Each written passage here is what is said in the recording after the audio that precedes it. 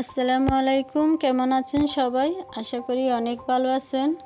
দেশ এবং দেশের বাহিরে যে যেখান থেকে আমার ভিডিও দেখা শুরু করেছেন অবশ্যই একটা লাইক দিয়ে পুরো ভিডিওটা দেখে নেবেন আর সাবস্ক্রাইব করে আমার পাশে থেকে যাবেন।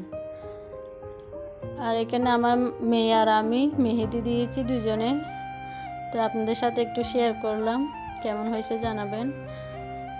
আর এখানে আমি আম নিয়েছি আচার বানানোর জন্য। এখানে হচ্ছে 5 কেজি আম, আর এখানে আখের গুড় নিয়েছি, আর এখানে হচ্ছে সরিষার তেল 2 লিটার। তো এগুলো দিয়ে আমি আজকে আচার বানিয়ে নেব। তো অনেক কষ্ট করে আমি আমগুলা নিয়ে আসছি, এখন যেহেতু আম পাওয়া যায় না কাঁচা আম, তো আমি এগুলো একটু ছিলে পরিষ্কার করে নিব সবগুলো আম। তো এগুলো আমি বাবুর্চি দিয়ে রান্না করব, গরুর মাংস আর আচার রান্না করব।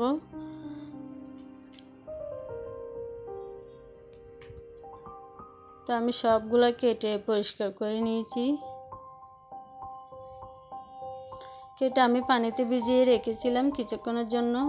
তো এখন এখানে সরিষার তেল দিয়ে দিছে, আর এখানে 5 ফোড়ন দিয়ে দিছে।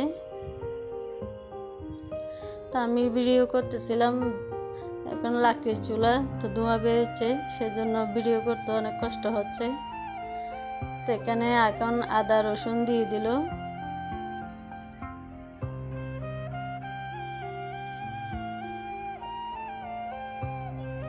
তো একটু লেড়ে চেড়ে ভালো করে করে নেবে, কষিয়ে নেবে। তো এখানে এখন মরিচের গুঁড়া দিয়ে দিছে,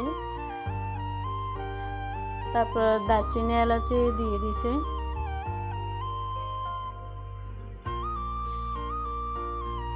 তো একটু লেড়ে চেড়ে আবার কষিয়ে নেবে ভালো করে। তো এখন লবণ দেওয়া হলো, কষিয়ে এখন আম যেগুলো কেটে রেখেছি এগুলো সব দিয়ে আবার ভালো করে লেড়ে চেড়ে একটু নরম হয়ে আসলে তারপরে করে নেবে, একটু ঘুটে নেবে।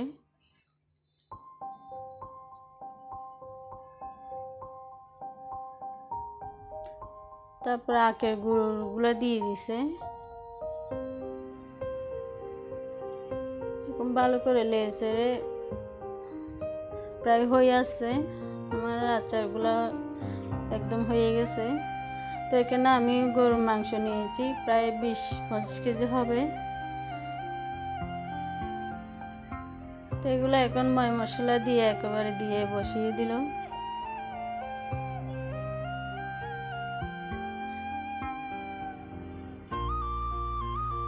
তো এখানে ভিডিও করতে অনেক লাগতেছে, কারণ ধোঁয়ার জন্য ভিডিও করতে পারতেছি না।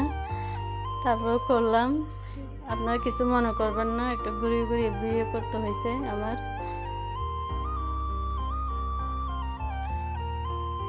তো এখানে আদা রসুন সব দিয়ে দিছে, এখন মশলা দিয়ে দিবে।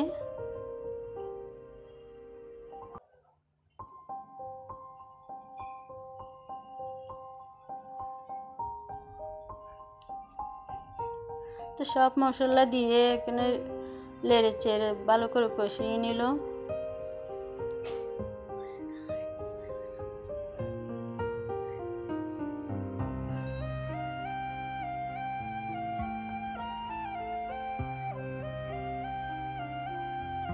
তো এখন মশলা গুঁড়োগুলো দিয়ে দিবে সব, হলুদের গুঁড়া আর মরিচের গুঁড়া আর ধনিয়ার গুঁড়োগুলো সব দিয়ে দিবে এখন।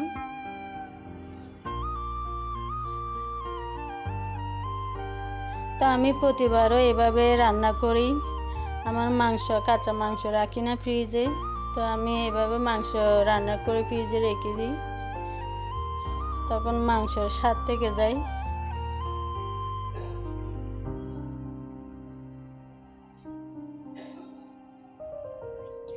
তা আপনারা চাইলেও এভাবে রান্না করে ফ্রিজে রেখে দিতে পারেন। আমি সবসময় এই কাজটাই করি।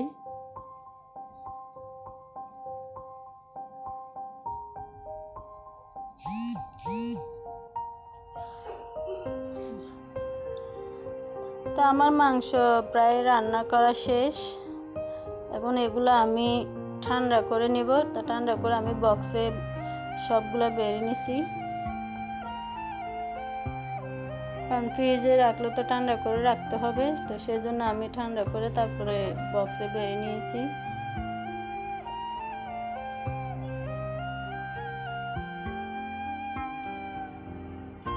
তো এগুলো আমি সবগুলো একটা একটা করে ফ্রিজে রেখে দেবো।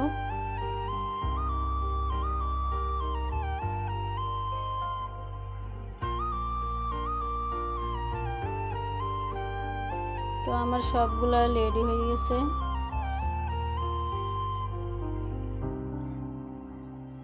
তো আমি একটা একটা করে সুন্দর করে ফ্রিজে রেখে দিয়েছি। আর এখানে আমার কিছু মাছ ছিল আর কিছু এমনি মশলার ছিল, এগুলো রেখে দিলাম। আর এখানে আমি আচার সবগুলা কাচের বয়মে রেখে দিয়েছি, সবগুলো কাচের বয়মে আমি করে নিয়েছি। তো এগুলো আমি ফ্রিজে রেখে দিব। আর আমার ভিডিওটা কেমন লেগেছে অবশ্যই জানাবেন কমেন্ট করে। আল্লাহ হাফিজ।